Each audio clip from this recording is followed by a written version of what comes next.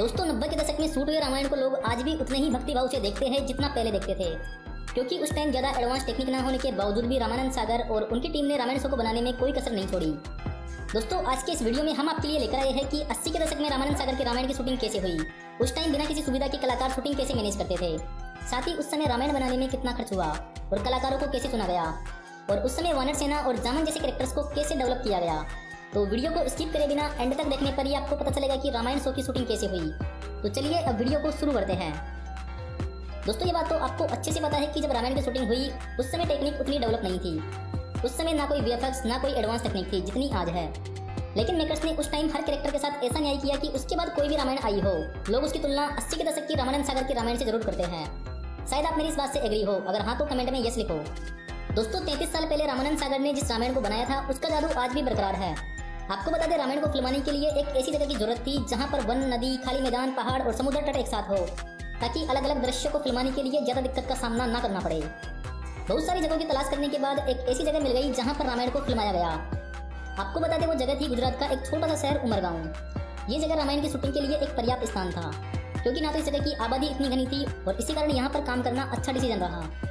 दोस्तों गुजरात के उमरगांव में रामायण की शूटिंग पूरे 550 दिनों तक चली थी और इस दौरान टोटल 78 एपिसोड फिल्माए गए थे।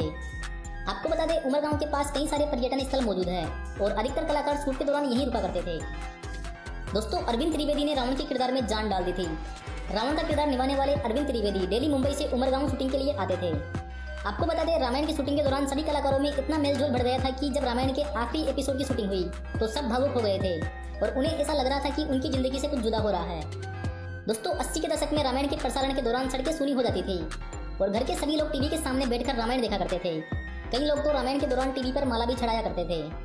आपको बता दें रामायण में श्री राम का किरदार निभाने वाले अरुण गोविल को लोग भगवान राम और सीता का किरदार निभाने वाली दीपिका को माता सीता के रूप में देखते थे। उसी टाइम पीरियड में वो जब भी किसी सार्वजनिक कार्यक्रम में जाते थे तो लोग उनके पैर भी छूने लगते थे। अगर आपने अभी तक मिन्नल मुरली मूवी के बिहाइंड द सीन्स नहीं देखे हैं तो जाके देख लेना, लिंक डिस्क्रिप्शन में है। लेकिन उससे पहले बात करते हैं रामायण की शूटिंग के बारे में। दोस्तों रामायण में सुनील लहरी ने लक्ष्मण का किरदार निभाया था। अगर रामायण की शूटिंग के बारे में बताए तो सुनील लहरी जी ने बताया था कि रामायण में हनुमान जी को इधर उधर उड़ते हुए बहुत देखा गया था, मगर शूटिंग के दौरान हनुमान जी उड़ नहीं रहे थे, बल्कि उन्हें कुर्सी या स्टूल पर बस खड़े कर दिया जाता था। सुनील लहरी ने बताया कि जब हनुमान जी के कंधे पर राम और लक्ष्मण को बिठाने वाला सीन शूट किया गया था तो वो उन सभी के लिए बहुत मजेदार रहा था और शूटिंग के दौरान उन्होंने इस सीन को खूब एंजॉय भी किया। दोस्तों रामायण के एक सीन में देखने को मिलता है कि हनुमान जी राम और लक्ष्मण को अपने कंधे पर बिठाकर वायु मार्ग से लेकर जाते हैं। रामायण का जो ये सीन क्रिएट किया गया था इसके लिए क्रोमा तकनीक को यूज में लाया गया था। उसके बाद कई स्पेशल इफेक्ट्स भी डाले गए, तब जाके वो सीन तैयार हुआ जिसे दर्शक रामायण सीरियल में देख पाए। आपको बता दें कि क्रोमा तकनीक और स्पेशल इफेक्ट्स का यूज करके दिखाया गया है कि कैसे हनुमान जी ऊंचाई पर उड़ रहे हैं। सुनील लहरी के मुताबिक उन्हें ऊंचाई पर दिखाने के लिए 2 स्टूल पर खड़ा किया जाता था। साथ ही हनुमान जी के बड़े बड़े हाथ दिखाने के लिए एक रैंप तैयार किया गया था। इसी पर चढ़कर राम और लक्ष्मण जी जाके हनुमान जी के हाथों पर बैठते थे। सुनील लहरी ने बताया कि इस सीन की जो शूटिंग हुई थी वो केवल काफी हद तक इमेजिनेशन थी। शूटिंग के दौरान ना तो सुनील लहरी और ना ही अरुण गोविल को कुछ पता था कि आखिर हो क्या रहा है। कैमरे के पीछे से उन्हें जो निर्देश दिए जा रहे थे वो बस उसी को फॉलो कर रहे थे। जिस समय इस सीन की शूटिंग चल रही थी उस समय अरुण गोविल और सुनील लहरी को यह सीन बहुत ही अटपटा लग रहा था, लेकिन जब वो सीन एडिट होकर उनके सामने आया तो वो शॉक हो गए और उन्हें काफी खूबसूरत भी लगा, जिसे बाद में दर्शकों ने भी खूब पसंद किया। दोस्तों रामायण की बात करते हुए रामानंद सागर के बेटे प्रेम सागर का कहना है कि जब वो उमरगांव में रामायण की शूटिंग कर रहे थे तब वहां न जाने कितने लोग भगवान राम के दर्शन के लिए पहुंच जाते थे, जिनमें कई सारे वीआईपी लोग भी वहां दर्शन के लिए आते थे। आपको बता दें रामायण की शूटिंग के दौरान सभी कलाकारों को रहने से लेकर खाने तक की पूरी व्यवस्था की जाती थी। साथ ही शूटिंग करने का कोई टाइम फिक्स नहीं था। शूटिंग सुबह से लेकर आधी रात को 3 बजे तक भी होती रहती थी। दोस्तों आपको ये जानकर हैरानी होगी कि हनुमान बनिधारा सिंह जी को आधी रात को मेकअप करवाना पड़ता था और उनका मेकअप करने में ही करीब 2 से 3 घंटे का समय लग जाया करता था।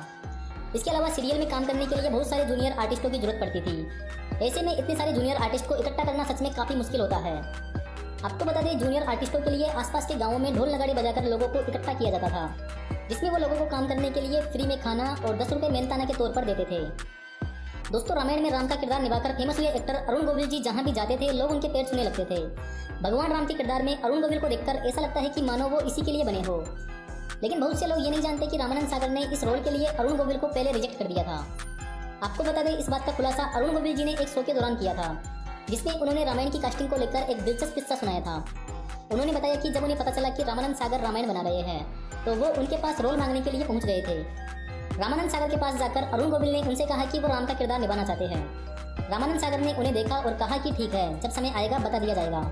कुछ समय बाद शो की कास्टिंग के लिए ऑडिशन शुरू हुए तो अरुण गोविल को भी बुलाया गया, लेकिन शो की टीम को उनका ऑडिशन पसंद नहीं आया और उन्हें रिजेक्ट कर दिया। जिसके बाद एक दिन रामानंद सागर ने उन्हें फ़ोन करके मिलने के लिए बुलाया और जब अरुण गोविल उनसे मिलने के लिए पहुंचे तो उनकी स्माइल देख उन्हें तुरंत राम का किरदार मिल गया, क्योंकि उनकी मुस्कान में रामानंद सागर को भगवान की छवि साफ नजर आई, जो भगवान राम के किरदार के लिए परफेक्ट थी।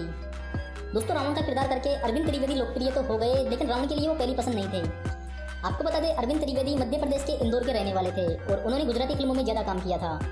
जब उन्हें पता चला कि रामानंद सागर रामायण बना रहे हैं तो वो गुजरात से मुंबई ऑडिशन के लिए पहुंच गए और उन्होंने केवट के रोल के लिए ऑडिशन दिया। रावण के किरदार के लिए सभी चाहते थे कि अमरीश पुरी साहब को लिया जाए।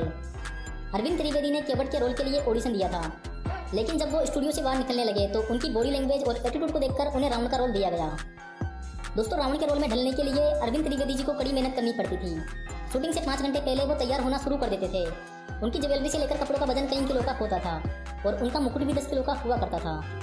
दोस्तों, अरविंद त्रिवेदी खुद भी राम भक्त और शिव भक्त थे। जब वो शूटिंग पर जाते थे तो पूरा दिन अपना व्रत रखते थे और शूटिंग के बाद ही अपना व्रत तोड़ते थे। उन्हें इस बात का अफसोस होता था कि उन्हें अपने किरदार की वजह से भगवान राम के लिए कड़े शब्दों का प्रयोग करना पड़ता है।